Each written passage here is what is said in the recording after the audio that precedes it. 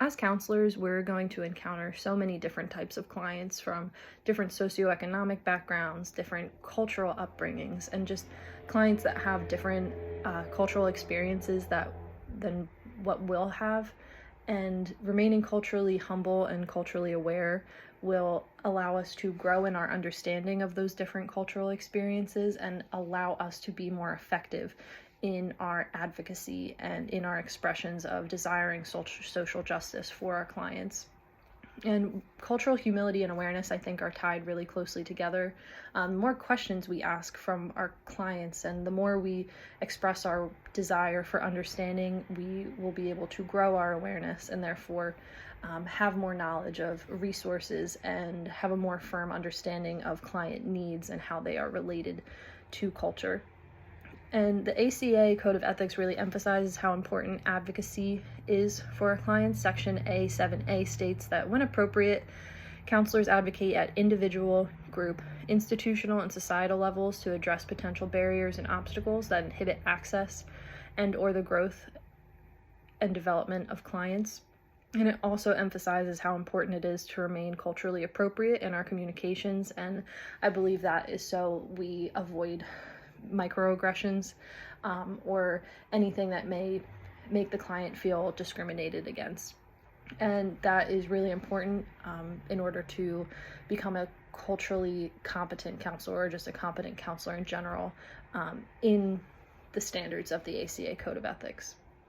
I did find two different Bible sections that I believe supports the importance of cultural awareness. The first is Romans 12, verses 15 through 18. Rejoice with those who rejoice and weep with those who weep.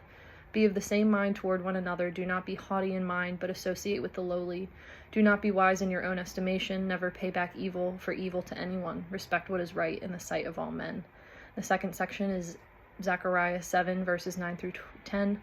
Thus has the Lord of hosts said, dispense true justice and practice kindness and compassion to each his brother. And do not oppress the widow or the orphan, the stranger or the poor, and do not devise evil in your hearts against one another. And I think this emphasizes, especially the section from Romans 12, do not be wise in your own estimation. We as counselors have to grow in our understanding, and we cannot assume that we always know what's right, and we can't assume that we know the client's experience. So we have to ask questions and we have to try to understand their lived reality. In regards to taking action to demonstrate cultural humility, I plan to use broaching, which was studied in an article from Jones and Branco from 2020. And broaching focuses on asking questions and avoiding making assumptions about different circumstances that I might not understand. And their study did focus on the relationship between counselors and their supervisors, but I do think if the same techniques were applied to a counselor and client relationship, the same benefits would ensue.